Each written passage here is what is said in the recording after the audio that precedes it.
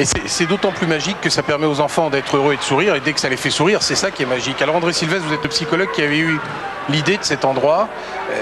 Pourquoi est-ce qu'on crée un endroit comme ça pour les enfants?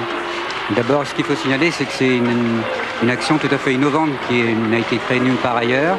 Le but est fait une sorte de mini-parc d'attractions adapté pour des enfants qui ont un handicap moteur sévère. Mais est-ce qu'avec ça, par exemple, vous avez pu en quelque sorte voir des enfants, je dirais, se réveiller, devenir plus facilement aptes à suivre aussi une autre rééducation? Non, parce que la conception est tout à fait récente, donc en fin de compte, actuellement, nous sommes en train de l'évaluer. Le but, en principe, il est premièrement ludique, c'est-à-dire permettre à des enfants qui n'ont pu faire d'expérience de jeu, de pouvoir, à travers des dispositifs sophistiqués, des commandes, si vous voulez, sophistiquées à base d'infrarouge, de pouvoir télécommander un certain nombre de jeux.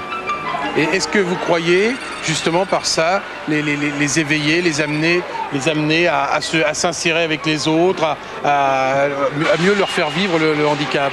Il y a des notions de socialisation, c'est-à-dire en fin de compte, jusqu'à présent, on ne pouvait pas ou très peu jouer. Allez-y, je vous en prie. Effectivement, il était donc important de pouvoir leur procurer des outils. Là-dedans, on pourra utiliser des prothèses de parole.